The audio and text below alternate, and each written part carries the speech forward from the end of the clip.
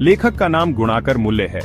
इनका जन्म 3 जनवरी 1935 ईस्वी में महाराष्ट्र के अमरावती जिले में हुआ था और इनकी मृत्यु 16 अक्टूबर 2009 ईस्वी में हुई थी। इन्होंने अपनी शिक्षा दीक्षा ग्रामीण परिवेश और मराठी भाषा में पाई। मिडिल स्तर तक मराठी में पढ़ाई करने के बाद ये वर्धा चले गए और वहां उन्होंने 2 वर्षों तक नौकरी की तथा हिंदी और अंग्रेजी का अध्ययन किया। इसके बाद इलाहाबाद में गणित विषय से MA किया। इनकी प्रमुख रचनाएं हैं अक्षरों की कहानी, भारतः इतिहास और संस्कृति, प्राचीन भारत के महान वैज्ञानिक, सौर मंडल, सूर्य, नक्षत्र लोक, भारतीय लिपियों की कहानी, भारतीय विज्ञान की कहानी आदि। प्रस्तुत पाठ गुणाकर मूल्य की पुस्तक भारतीय लिपियों की कहानी से लिया गया है। इसमें हिंदी की लिपि नागरी या देवनागरी के ऐतिहासिक रूपरेखा के बारे में बताया गया है। प्रस्तुत पाठ नागरी लिपि गुणाकर मूल्य के द्वारा लिखित है। इसमें लेखक ने देवनागरी लिपि की उत्पत्ति, विकास एवं व्यवहार पर अपने विचार व्यक्त किए हैं। लेखक का कहना है कि जिस लिपि में यह पुस्तक छपी है उसे नागरी या देवनागरी लिपि कहते हैं। इस लिपि की टाइप लगभग 250 वर्ष पहले बनी। इसके विकास से अक्षरों में स्थिरता आ गई। हिंदी तथा इसकी विविध बोलियां, संस्कृत एवं नेपाली आदि इसी लिपि में लिखी जाती है। देवनागरी के संबंध में एक महत्वपूर्ण तथ्य यह है कि विश्व में संस्कृत एवं प्राकृत की पुस्तकें प्रायः इसी लिपि में छपती है। देश में बोली जाने वाली भिन्न भिन्न भाषाएं तथा बोलियां भी इसी लिपि में लिखी जाती है।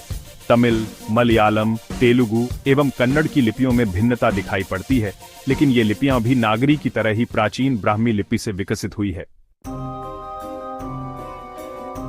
लेखक का कहना है कि नागरी लिपि के आरंभिक लेख हमें दक्षिण भारत से ही मिले हैं। यह लिपि नंदीनागरी लिपि कहलाती थी। दक्षिण भारत में तमिल, मलयालम और तेलुगु कन्नड़ लिपियों का स्वतंत्र विकास हो रहा है। फिर भी कई शासकों ने नागरी लिपि का प्रयोग किया है। जैसे 11वीं सदी में राजराज और राजेंद्र जैसे प्रतापी चोल राजाओं के सिक्कों पर नागरी अक्षर अंकित है, तो 12वीं सदी में केरल के शासकों के सिक्कों पर वीर केरलस्य। इसी प्रकार 9वीं सदी के वरगुण का पलियम ताम्रपत्र नागरी लिपि में है, तो 11वीं सदी में इस्लामी शासन की नींव डालने वाले महमूद गजनवी के चांदी के सिक्कों पर भी नागरी लिपि के शब्द मिलते हैं। गजनवी के बाद मोहम्मद गोरी, अलाउद्दीन खिलजी, शेर शाह आदि शासकों ने भी सिक्कों पर नागरी शब्द खुदवाए। अकबर के सिक्कों पर तो नागरी लिपि में रामसीय शब्द अंकित है। तात्पर्य है कि नागरी लिपि का प्रचलन ईसा की 8वीं-9वीं सदी से आरंभ हो गया था। लेखक ने लिपि की पहचान के बारे में बताया है कि ब्राह्मी और सिद्धम लिपि के अक्षर तिकोने होते हैं, जबकि नागरी लिपि के अक्षरों के सिरों पर जो लकीर होती है उसकी लंबाई और चौड़ाई लगभग एक जैसी होती है। प्राचीन नागरी लिपि के अक्षर वैसे तो आधुनिक नागरी लिपि से काफी मिलते जुलते हैं। इसी तरह दक्षिण भारत में नागरी लिपि के लेख 8वीं सदी से मिलने लगते हैं और उत्तर भारत में 9वीं सदी से। अब सवाल यह उठता है कि आखिर इस नई लिपि को नागरी, देवनागरी या नंदीनागरी क्यों कहा जाता है। दरअसल नागरी शब्द की उत्पत्ति को लेकर विद्वानों के बीच एक मत नहीं है। कुछ विद्वानों का मानना है कि गुजरात के नागर ब्राह्मणों ने सबसे पहले इस लिपि का इस्तेमाल किया था, इसलिए इसका नाम नागरी पड़ा। दूसरी ओर कुछ विद्वानों के अनुसार बाकी नगर तो सिर्फ नगर हैं, लेकिन काशी को देवनगरी माना जाता है, इस वजह से इसे देवनागरी कहा गया। अल्बेरुनी के अनुसार लगभग 1000 ईस्वी के आसपास नागरी शब्द अस्तित्व में आया। इतना तो निश्चित है कि नागरी शब्द का संबंध किसी नगर या शहर से है। दूसरी बात यह है कि उत्तर भारत की स्थापत्य कला की जो खास शैली थी उसे नागर शैली कहा जाता था। यह नागर या नागरी उत्तर भारत के किसी बड़े नगर से जुड़ा हुआ था।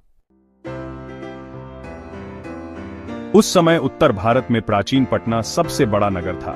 साथ ही गुप्त शासक चंद्रगुप्त द्वितीय विक्रमादित्य का व्यक्तिगत नाम देव था। संभव है कि गुप्तों की राजधानी पटना को देवनगर कहा गया हो और देवनगर की लिपि होने के कारण ही उसे देवनागरी नाम दिया गया हो। अंततः लेखक इस निष्कर्ष पर पहुंचता है कि ईसा की 8वीं से 11वीं सदी तक यह लिपि पूरे देश में फैल चुकी थी, इसलिए इसके नामकरण के विषय में कुछ निश्चित रूप से कहना संभव नहीं लगता। मिहिर भोज की ग्वालियर प्रशस्ति नागरी लिपि में है।